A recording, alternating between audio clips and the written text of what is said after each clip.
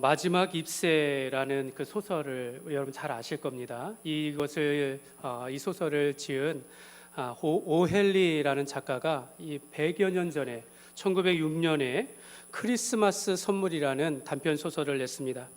이 오헬리의 작가의 크리스마스 선물이라는 이 소설은 사실 그 원작이 있습니다. 그 뜻이, 그 원작의 제목이 무엇이냐면 동방박사의 선물입니다. 오늘 말씀을 통하여서 그 이야기들을 만들었다라고 생각하는데요. 근데 그 내용 가운데 우리가 잘 아는 내용이 있습니다. 한 가난한 젊은 부부가 크리스마스가 되어가지고 크리스마스 이브에 서로가 똑같이 생각하기를 나는 남편을 위해서, 남편의 아내를 위해서 선물을 좀 해야겠다라는 마음을 먹은 것입니다. 그러나 그들은 가난하고 돈이 없어가지고 서로에게 해주고 싶은 것을 할 수가 없었습니다. 아내는 남편이 할아버지로부터 물려받은 그 금시계, 그 소중한 금시계를 위해서 이 시계를 달 수 있는 그 시계줄을 사주고 싶어서 자신이 가지고 있는 길고 아름다운 이 머리카락을 잘라가지고 팔아서 그 선물을 구입했습니다. 또 남편은 아내를 위해서 이 아내의 아름다운 머리카락을 보면서 이것에다가 여기에서 보석을 박힌 빗을 꽂아주면 참 좋겠다라고 하면서 그 팩을 하나 이렇게 사기를 원해서 했는데 자기도 돈이 없으니까 이 할아버지로부터 물려받은 금시계를 팔아가지고 아내를 위한 빗을 산 겁니다. 그래서 집에 돌아와서 보니까 아내가 단발머리가 되어 있던 거예요. 그러니까 남편은 선물을 준비했는데 주저주저 하면서 당황하게 됐던 것입니다. 더 이상 그들이 선물을 서로 교환하고 볼 때 더 이상 서로에게 필요 없는 선물이었지만, 그러나 상대방을 생각하여서 자기가 가지고 있는 것을 희생하여서 선물을 구입해주는, 만들어준, 그러면서 교환하는 모습을 보면서 서로의 마음을 확인하였던 그런 내용입니다. 저는 이번 성탄절을 우리가 맞이하면서 우리가 아기 예수님의 탄생을 축하하면서 우리가 하나님 앞에서 예물을 드리기도 하지만 우리가 서로에게 크리스마스 선물을 나누어 주는 것은 어떨까요? 지난 수년간 우리가 코로나 가운데서도 여러분 우리가 얼마나 인내하였습니까? 여러 가지로 우리가 참고 살아가면서 서로 사랑하면서 왔음을 우리가 감사하면서 남편이 아내에게, 또 아내가 남편에게, 또 자녀는 부모님에게, 부모님은 자녀에게, 또 집안에 어르신이 계시면 할아버지 할머니에게 우리가 크리스마스 선물을 준비해서 나누면 참 좋겠습니다. 여러분, 그리고 나서 선물 가운데 조그만 예쁜 카드를 하나 준비해가지고 기쁜 성탄의 은혜가 가득하기를 바랍니다. 또는 예수님께서 우리를 구원하러 이 땅에 오신 것을 감사하면서 이 선물을 드립니다. 이렇게 적으면서 우리 예수님의 성탄절의 은혜를 함께 나누면 어떨까, 이런 생각을 하게 되어집니다. 우리가 2022년도도 이제 한 달 정도 남았는데, 여러분 요즘에 이제 TV를 보면 연기 대상이다, 연예 대상이다, 가수들은 또 그거에 맞게 막 이렇게 노래하면서 이 한 해를 보는데, 또 우리도 그거에 맞게 이제 막 이렇게 보게 되는 것 같습니다. 우리가 그러지 말고 이 한 달 동안 우리가 기쁜 성탄의 은혜라는 우리 마음을 가지고 우리가 이 시리즈로 하나님의 말씀을 우리가 들을 때에 우리가 우리를 위하여 이 땅에 오신 예수님을 묵상하고 그 앞에 감사하면서 우리가 성탄절을 보내며 한 해를 마무리하고 이제 소망으로 새해를 맞이했으면 좋겠습니다. 그래서 오늘 우리가 첫 번째 시간으로서 예수님께서 나셨던 때에 동방에서부터 온 박사들이 와서 아기 예수를 경배하고 그들이 준비한 이 예물들의 의미들을 오늘 이 시간 우리가 함께 살펴보기를 원합니다. 우리가 이 동방박사의 이야기를 우리가 듣는 중에 오해가 몇 가지가 있습니다. 예물을 들여온 동방박사는 3명이었을 것이다. 황금과 유향과 모략, 선물 3개니까 3명이 왔을 것이다 라고 생각하지만 그러지 않을 수도 있다는 것입니다.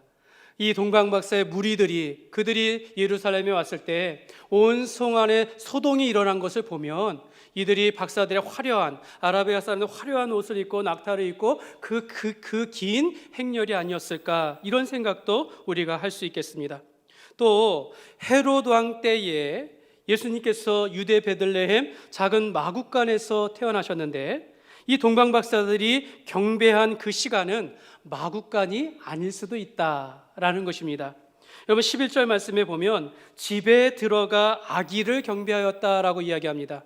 그러니까 이미 예수님은 마구간에 태어나시고 그 아기를 다시 묵을 여관을 찾아 방에 들어가실 수도 있었다라고 우리가 생각할 수 있었다라는 것입니다. 또 하나 우리가 생각해 볼 수 있는 것은 이 박사들이 왔다던 이 박사들이 왔다던 동방이 도대체 어디냐라는 것입니다. 초대교회 초대 교부들은 대부분의 교부들이 이들은 메데 바사에서 아라비아나 페르시아 지방에서 왔을 것이다라고 그들이 믿었습니다. 여러분 그렇게 본다면 여러분 이 동방 박사들이 온 거리는요 수백 킬로미터에 달합니다. 어떤 학자는 800km나 떨어진 거리에서 왔을 것이다라고 이야기합니다. 여러분 이것이 과연 가능할까요? 동방의 박사들이라는 것은요 별을 보고 연구하는 사람들입니다.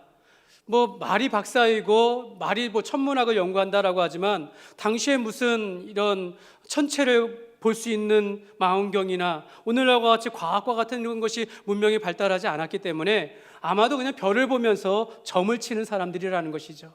어쩌면 미신을 보고 행하는 이런 사람들인데 저 수백 킬로미터 떨어진 곳에서 오늘 이 유대인의 왕이 나셨다라고 하면서 경배하러 왔다라는 것, 여러분 인간의 상식으로는 도저히 이해할 수 없다라는 것입니다. 사실 우리가 이렇게 접근하면 사실은 안 될 수 있다라는 것을 또 생각해 봐야 한다라는 것이죠. 여러분 2절 말씀에 보면 유대인의 왕으로 나신 이가 어디 계시냐, 우리가 동방에서 그의 별을 보고 그에게 경배하러 왔노라.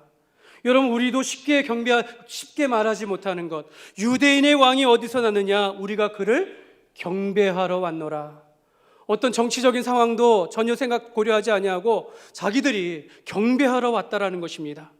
여러분 이 동방에서부터 온 박사들이 유대인의 왕이 나셨다라고 하자 예루살렘에 있는 사람들은 이 헤로드 왕과 더불어 왕궁이나 거리에 있는 사람들이나 모든 사람들 안에서 소동이 일어났다라고 이야기합니다. 매우 심기하면서도 매우 놀라운 광경이 일어난 것입니다. 종교개혁자 칼빈은 이 소동의 이유에 대해서 이야기합니다. 동방 박사들이 찾아와서 왕이 나셨다라고 했을 때 예루살렘이 소동하게 된 것은 오랫동안 유대 나라 주변에 지속되었던 전쟁으로 말미암아 그 백성들이 잊고 살았던 그 메시아에 대한 약속이 갑작스럽게 성취되었다라는 것에 대해서 놀라워했을 것이다 라고 그렇게 이야기합니다. 그러니까 유대인의 왕이 나오셨다라는 겁니다. 그러니까 왕이 태어난 것으로 여기는 것이 아니라 유대인들은 그들이 오랫동안 기다리던 메시아 그리스도께서 오셨다라고 그렇게 소식을 들었다라는 것입니다.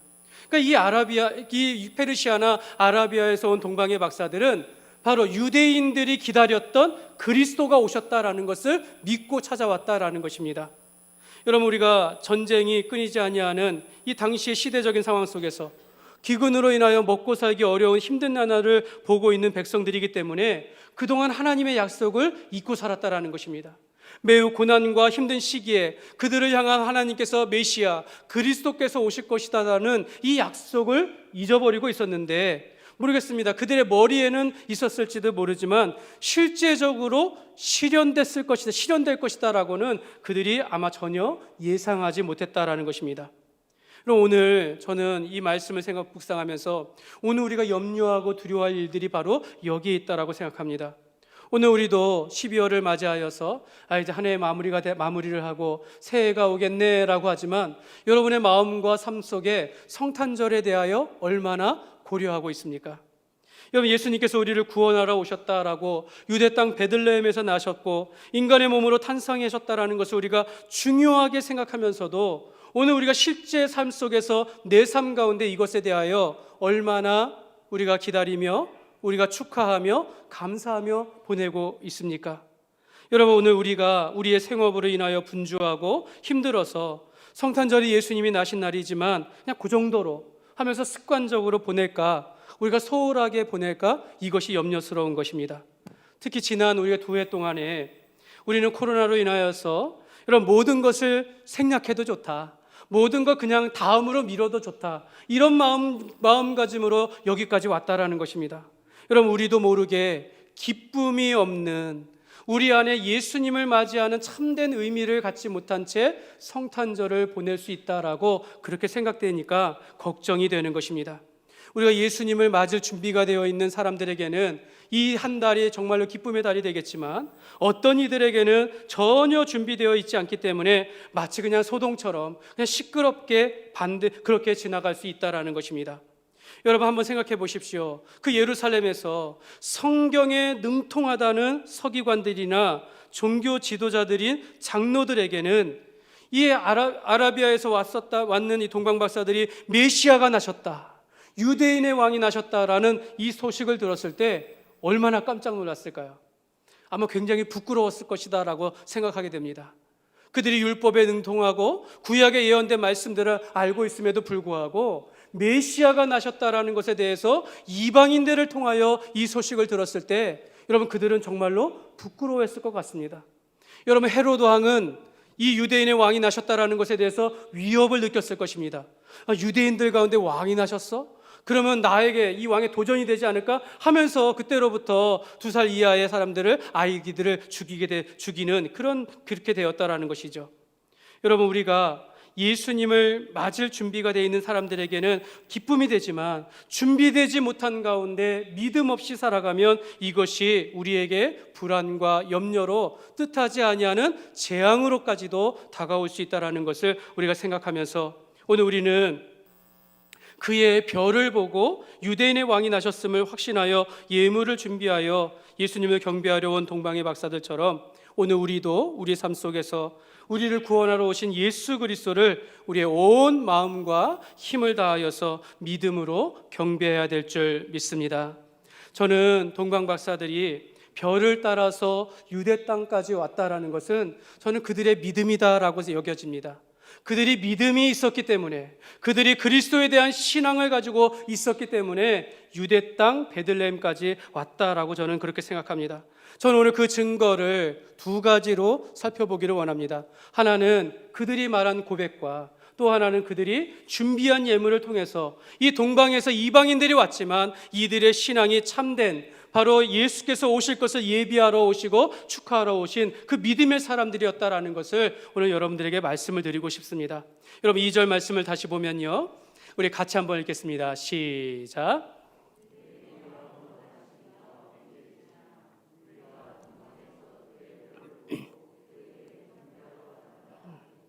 예, 여러분, 이 동방 박사들이 뭐라고 고백합니까? 내가 그에게 경배하러 왔노라.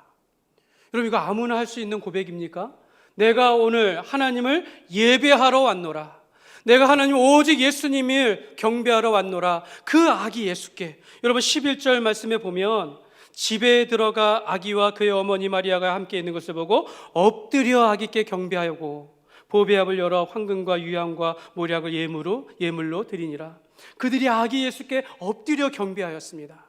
유대인의 왕이었던 헤롯 왕이 있음에도 불구하고 그것과 상관하지 않고 개의치 아니하고 이 아기 예수께 나와 경배하였다라는 것입니다. 여러분, 이것이 보통 믿음으로 되겠습니까? 그냥 한 나라의 왕을 경배하러 온 그런 수준이 아니다라는 것입니다. 이들이 천문학을 연구하는 박사들이니까 기왕에 왔으니 와서 우리의 학문을 전파하고 갑시다, 이런 것이 아니었다라는 겁니다. 이 예루살렘에 왔으니 잠깐 왕에 가서 인사드리고 우리 예루살렘을 한번 구경합시다, 이런 것도 아니고 오롯이 이 경배를 하고 유대인의 왕이 나셨음을 확인하고 나서 그들은 고국으로 돌아갔다라고 말씀하고 있습니다. 저는 동방 박사들이 그의 별을 보고 여기까지 와서 그 앞에 엎드려 경배하는 모습을 보며 이들이 참 믿음의 사람이었음을 그렇게 말씀드리고 싶다라는 것입니다. 사랑하는 여러분, 우리도 예배할 때에 오직 하나님만 예배하는 그런 삶이 되시기를 주님의 이름으로 축복합니다. 오늘날 우리가 예배를 드리고 여러분, 교회를 다니는 이유가 좀 다른 곳에 있지는 않습니까? 마치 우리가 영화관처럼 교회를 잠시 구경 왔다가 가는 것처럼 생각하지는 않습니까?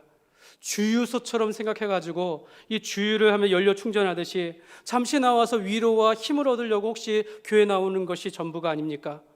아니면 이제 연말이 되니까 많은 사람들이 점집을 찾아가면서 자기의 운을 타진하지 않습니까? 내가 오늘 이 연말에 좀 교회 나와서 예배드리고 정성드리면 다음에 우리에게 복을 주시지 않을까?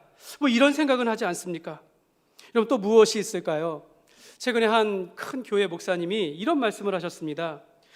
성도들이 교회 다니는 것을 헬스장의 회원권을 끊고 다니는 것처럼 자기의 여가를 위해서 자기의 취미 생활을 하는 것처럼 교회를 다니는 것은 아닌지 돌아봐야 한다라는 것입니다. 여러분, 오늘 우리는요, 정말로 내 중심 가운데 정말로 하나님을 예배하는 마음이 있는지, 내가 하나님을 경배하기 위하여 내가 이 땅을 살아가고 있는지를 우리가 돌아보았으면 좋겠습니다. 여러분, 우리가 조금만 집이 멀다 하면 여러분 교회 나오지 않는 것 같아요. 조금만 추우면 못 나오는 것 같아요. 예전에는 잘 참고 좀 아파도 주 앞에 나왔는데 이제는 그 모든 것이 핑계가 되어서 주 앞에 나오지 못하는 것은 그 마음 속에 내가 온전히 하나님을 예배하며 경배하는 마음이 식은 것은 아닌지 우리가 한번 돌아보았으면 좋겠습니다. 동방박사들은 수백 킬로미터 떨어진 곳에서 오로지 그 아기 예수를 보기 위하여, 유대인의 왕 그리스도를 보기 위하여서 경배하러 왔다라는 것을 우리가 볼 때에, 여러분, 우리의 신앙도 우리가 비교하여서 오직 하나님만 바라보면서 살아가야 될 줄 믿습니다. 저는 성탄절 이쯤 되면 늘 마음에 생각합니다. 우리가 주님 나신 것을 축하하고 증거하지 않으면 세상 누구도 성탄절을 알 수가 없다, 이런 마음을 늘 갖습니다.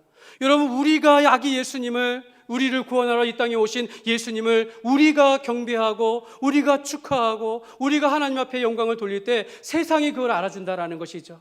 그냥 우리도 세상처럼 사랑하는 사람들에게 선물 나눠주는 것을 전부로 끝난다면, 이때 공휴일로서 정말 이렇게 보낸다면 너무 잘못된 습관으로 우리가 살아갈 수 있다는 것입니다.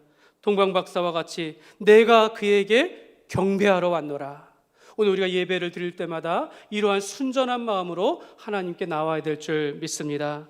두 번째로 동방박사들의 믿음이 참 믿음이었다라고 제가 생각하는 것은요, 그들이 드린 예물을 통해서입니다. 여러분, 이 동방박사들이 왕 앞에 드리는, 왕이기 때문에 드리는 예물을 준비할 수 있었으나, 그러나 과연 그들이 죄인을 구원하러 오신 그리스도이심을 믿고 드렸는가? 한번 생각해 봐야 한다는 것이죠. 우리가 한나라의 왕이 되고 위대한 지도자가 태어났으면, 위대한 지도자가 나타났으면 그에게 선물을 드리면서 경배하는 것이 맞는데, 정말로 이들도 예수님께서 인류를 위하여, 죄를 구원하시기 위하여 구원자로서 이 땅에 오신 분으로 알고 이들이 예물을 드렸는가? 여러분, 이 예물을 보면 그걸 알 수 있다는 것입니다. 여러분, 특히 고대 사람들은요, 왕을 만날 때에 황금을 선물로 드리는 것이 예의였는데, 근데 이들은 황금 외에 유향과 모략까지도 드렸다라는 것입니다. 뒤에서 살펴보겠지만요, 여러분, 이 모략이라는 것은요, 사람이 죽었을 때, 장사 지냈을 때 사용되어지는 향료라는 것입니다. 아니, 지금 아기 예수가 태어났는데 거기에 황금 드리고 반지 입고 반지 드리고 이런 거 드리면 모를까, 거기에 장례 준비를 하는 것이 도대체 말이 되겠느냐라는 것이죠. 저는 이렇게 볼 때 이 박사들이 예수 그리스도를, 하나님께서 인류를 구원하시기 위하여 보내신 그리스도를 바라보며 왔다라고 저는 그렇게 생각하고 싶습니다. 왜 동방박사들의 예물이었을까요? 어떤 분들은 이 황금을 드렸으니까 이 요셉과 마리아가 가난한 시절 이 황금 팔아서 생계를 유지할 수 있었을 것이다 라고 그렇게 현실적으로 생각할 수도 있겠지만, 우리는 이것보다 조금 더 영적으로 큰 의미를 살펴보았으면 좋겠습니다. 우리를 구원하러 오신 예수 그리스도에 관한 예물이었음을 우리가 살펴보기를 원하는데요, 첫 번째로 왕께 드리는 황금의 예물을 드렸습니다. 여러분, 황금은 고대 근동 나라들로부터 왕을 만날 때 드려지는 예물이었다라고 합니다. 이 황금은 모든 시대를, 지금도 마찬가지겠지요, 모든 좋은 금속 중에 가장 좋은 것이죠. 특별히 왕과 왕자를 위한 보석으로 드려지는 것이 바로 금이었다라는 것입니다. 금은 색이 변하지 않고 부패하지 아니하고 영원하다고 해서 왕에게 드려지는 황금은 그 나라가 영원하고 왕이 만세무궁하면서 영원무궁하도록 그렇게 높이는 것입니다. 사무엘하 12장 30절에 보면, 그 왕의 머리에서 보석 박힌 왕관을 가져오니 그 중량이 금 한 달란트라. 다윗이 자기의 머리에 쓰니라. 다윗이 암몬을 쳐가지고 그 왕의 관을 가지고 왔는데 이 관이 뭡니까? 금으로 되어 있다라는 겁니다. 그걸 쓰므로 그가 왕이 되었음을 나타내는 것입니다. 여러분, 이 그림을 한번 보십시오. 여러분, 이것이 무엇일까요? 무엇일까요? 네, 다 알면서도 말씀 안 하시는 거라고 생각하면서 이게 언약궤입니다. 언약궤. 우리가 보통 구약에서 법궤라고 이야기하는 겁니다. 직육면체로 되어 있고 이렇게 봉으로 해서 메고, 레위 제사장이 메고 다닐 수 있도록 하는 것인데요, 이 밑에 있는 것을 우리가 법궤라고 하고 그 뚜껑을 우리가 속죄소라고 합니다. 그 속죄소는 두 그룹의 천사가 날개를 펴고 이렇게 덮고 있듯이 표현되어 있다는 것입니다. 이게 바로 언약궤입니다. 근데 여러분, 이 언약궤는 아카시아 나무로 되어 있습니다. 그냥 나무로 되어진 조각목으로 만들어진 것인데 그 안과 밖으로 금으로 칠했다라는 것입니다. 이게 무엇입니까? 하나님께서 우리 가운데 임재하심을 보여주는 왕이 되신다라는 것을 표현하고 있는 것입니다. 이 언약궤는 하나님의 임재의 상징이다라는 것이죠. 순금으로 입힌 것은 하나님께서 우리의 변치 아니하시는 영원하신 하나님이심을 나타내는 것입니다. 하나님께서 이스라엘 백성 가운데 이 속죄소 두 그룹 사이에 임하신 것처럼 예수님께서 오늘 이 땅 가운데 왕으로 이 땅 가운데 오셨음을 그 황금을 통하여, 예물을 통하여 증거하고 있다는 것입니다. 사랑하는 여러분, 예수님께서 이 땅의 만왕의 왕이시고 만주의 주가 되심을 믿으시기 바랍니다.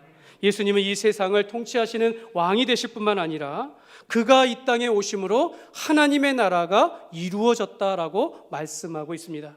여러분, 예수님께서 나의 삶의 왕이 되십니다. 나의 삶의 주인 되셔서 내 삶의 모든 주재권을 이제는 하나님 앞 예수님께 드림으로 예수님이 오늘 나와 함께 하시고 나를 다스려 주옵소서. 오늘 예수님께서 오늘 우리의 왕으로 이 땅에 오신 줄 믿습니다. 두 번째로 제사장께 드리는 유향의 예물입니다. 동방 박사가 드린 두 번째 예물은요, 유향이었습니다. 여러분, 유향이 무엇일까요?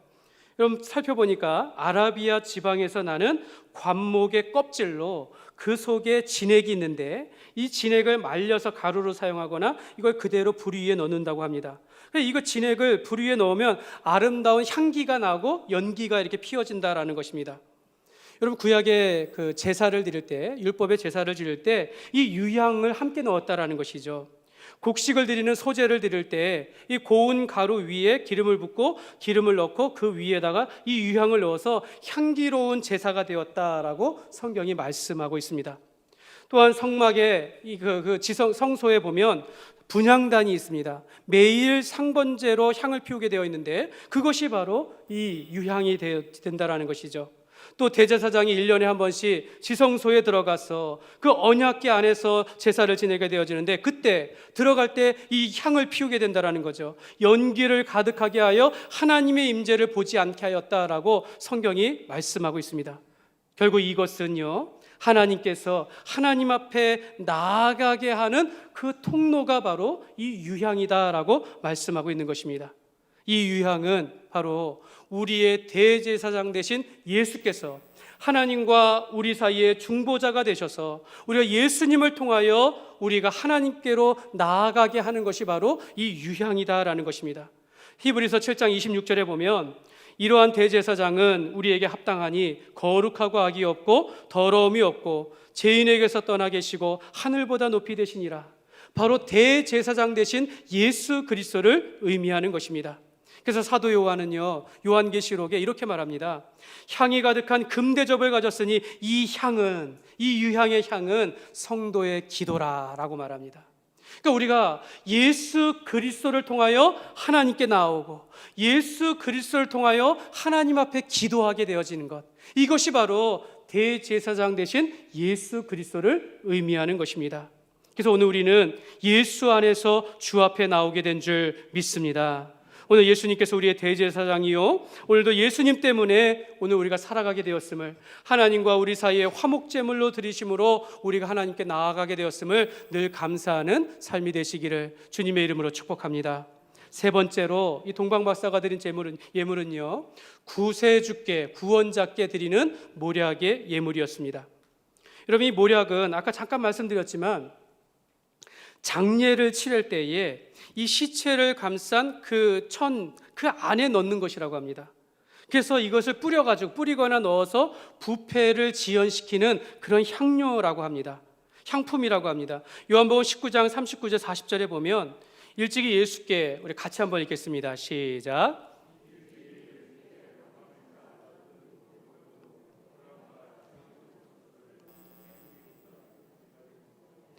이에 예수의 시체를 가져다가 유대인의 장례법대로 그 향품과 함께 세마포로 쌌더라. 여러분, 니고데모가 그 예수님의 십체의 장례를 치르기 위해서 이 모략을 넣었다라는 것입니다. 그러니까 예수님께서 십자가에 못 박혀 죽으셨을 때에 아리마대 요셉이 예수님의 십체를 무덤에 넣기 전에 이러한 장례를 치렀다라는 것입니다. 그래서 말이 되지 않는다라는 것이죠. 유대인의 왕이 나셨다고 해서 정말 이 어쩌면 탄생의 선물을 가지고 온 것인데 장례식에 사용하는 모략을 가져왔다라는 것은 인간의 상식으로 도저히 이해할 수 없다라는 것입니다. 아마 받는 사람도 기분이 나쁠 수 있다라는 것이죠. 그럼에도 불구하고 이 예물이 참된 예물이 된 것은 동방박사들 안에 바로 유대인의 왕이 나셨다라는 것은 그들이 바로 장차 우리를 위하여 고난을 받으시고 십자가에 못 박혀 죽으실 그 그리스도를 우리가 그리스도를 바라보면서 기념하기 위하여 이 예물을 드렸다라는 것으로 우리가 충분히 바라볼 수 있다라는 것입니다.